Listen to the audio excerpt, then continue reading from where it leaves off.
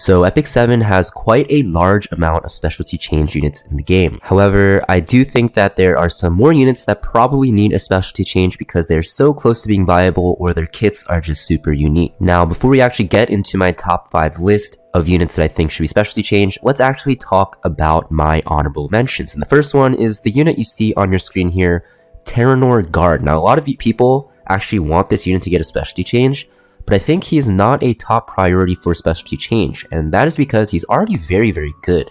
I think units that should be specialty changed are units that are very close to viability, but Tanor Guard here is just an extremely powerful unit, and that is because of his S2.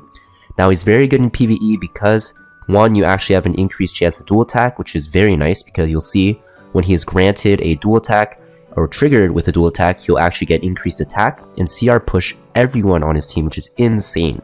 His S3 is just a CR pushback. You usually don't ever use this. You actually run him with skills off. And his S1 is a single target attack that does decent damage with a chance to defense break. And the biggest thing about his kit is his S2.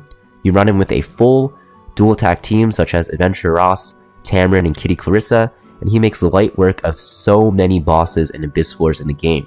He is the best damage dealer for Abyss in the hard floors because with that team comp I just mentioned, you can cheese all the hard floors just by having him dual attack constantly because he takes so many turns, he has a chance of dual attack, and he just does a ton of damage. For that reason, I think he's just an honorable mention. I don't think he needs a specialty change. He's already very good. He's also even used in Fire Expedition. You can also use him in Ancient Inheritance, also in Dark Expedition, even Light. So there's a lot of ways you can actually use him. So I think he is fine without a specialty change for now. Now, the second and last honorable mention I'm going to talk about, I know there might be some more that you guys are thinking of, but this is just my top 2 honorable mentions, and my list is going to be Misty Chain. And that is because in the past she was very good for Wyvern because she has 2 debuffs, and she has healing in her S3 and in her S1, which makes it so that your team can survive a lot more easier.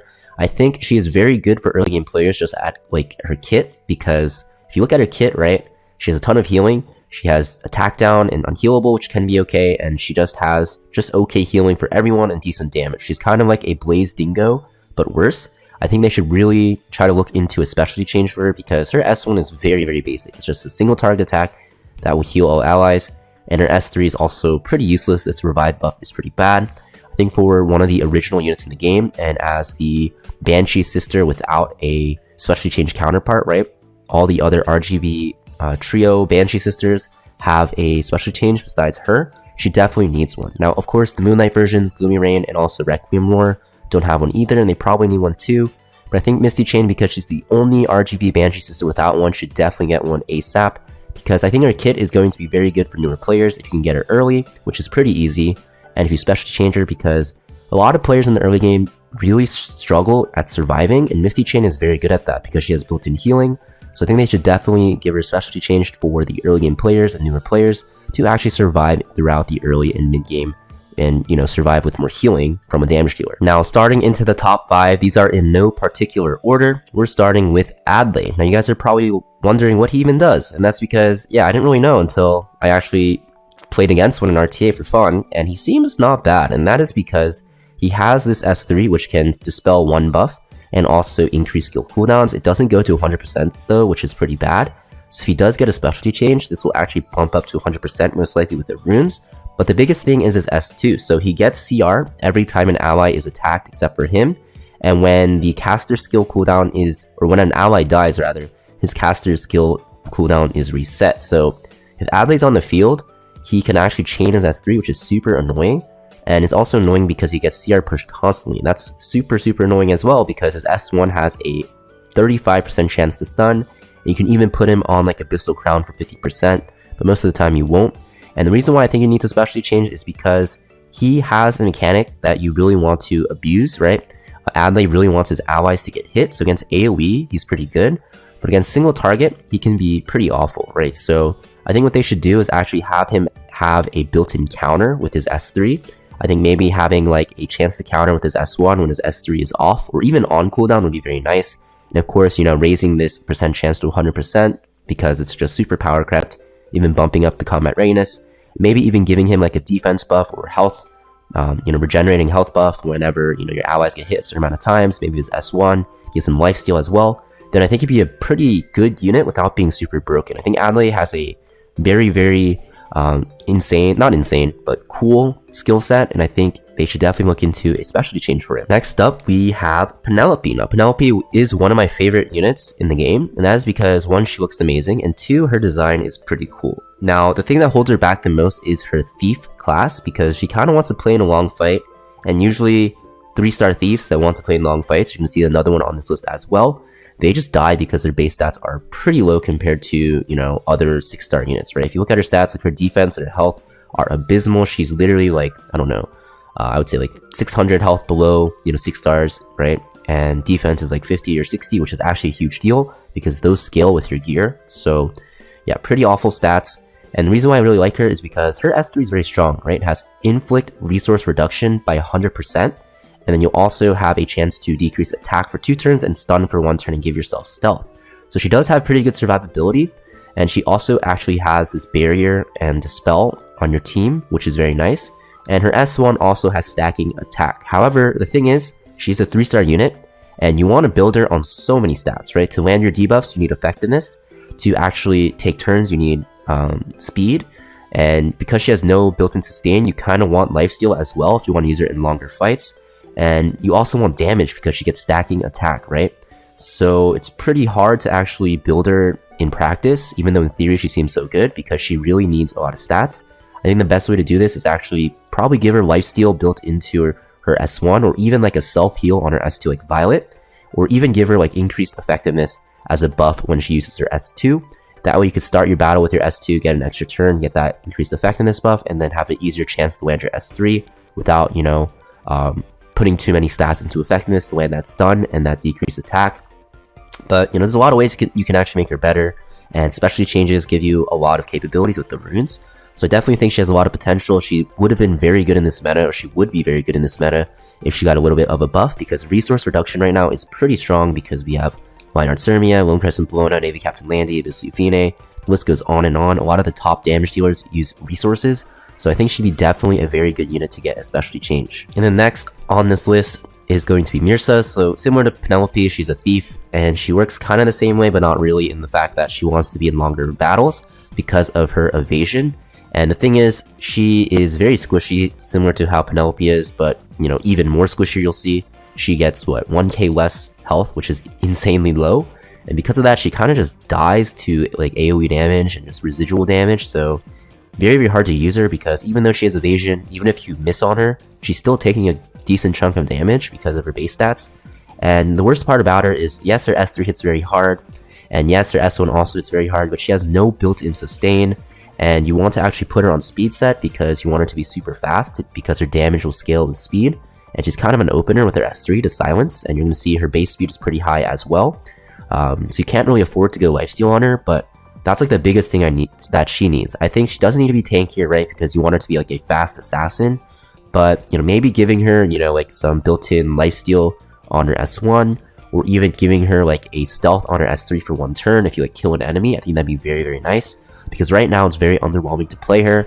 And in the past, she has been used before, and even in the Epic 7 World Championship, we did see her, not this year, but last year, and she looks like a pretty fun unit. So I think that if she got a specialty change, she'd be very fun to play. Even though evasion is kind of toxic, she'd be like Savior Eden, but not as toxic as her, because she doesn't one-shot with her S3 on every single dark unit.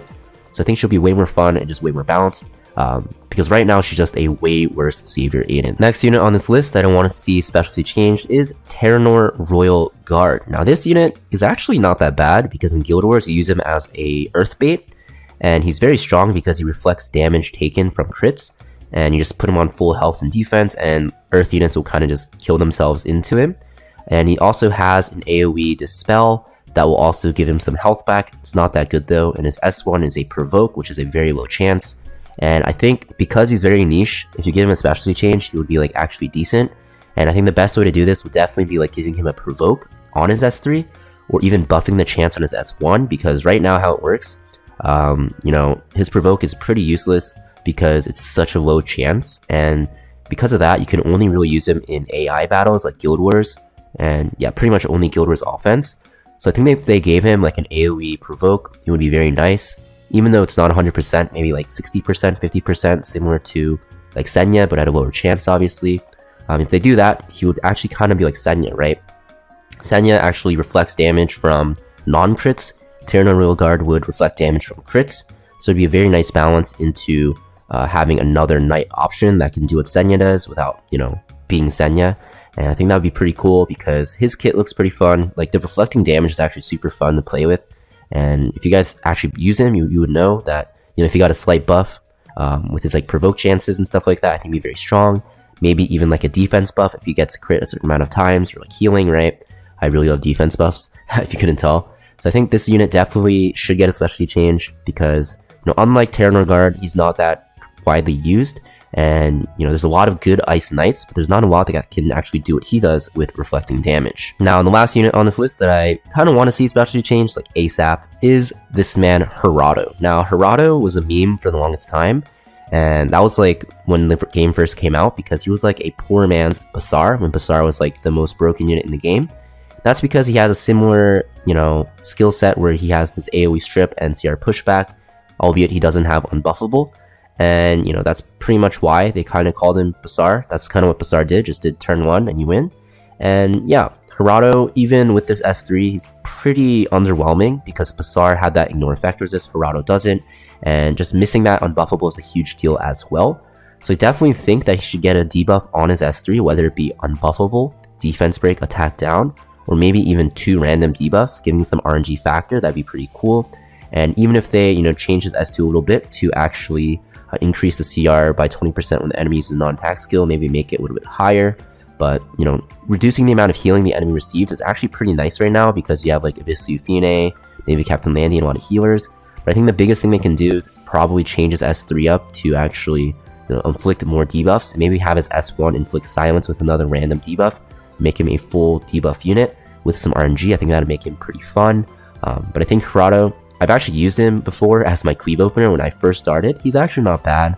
His soul burn is pretty useless though. This extra turn is pretty shit, right? You soul burn into a S1, doesn't really do anything. So maybe they change his soul burn as well to, dare I say it, ignore effect resist. Maybe he'd be pretty good because honestly, Basar has the same S3 with ignore effect resist, and Basar is never used. He's pretty dog tier, right? So if they change this to ignore effect resist with like random debuff, maybe 1 random debuff, I think it'd be pretty viable and, you know, pretty fun to use. But yeah, that's my take on what units should get specialty change. Obviously, you know, there's a lot of fine tuning. It shouldn't be exactly this way. It's just some ideas. I think a lot of these units have potential. Maybe some of them would be very, very OP. But I think if they, you know, balance it properly, these units can be very fun to use because it's kind of boring playing the same 5-star units over and over. And having some good 3-star units is very healthy for the metagame that are good because it allows for more people to actually play, and then more people will actually want to play RTA, so just makes for a more fun experience. Let me know in the comments down below what you guys think, and I'll see you guys next video.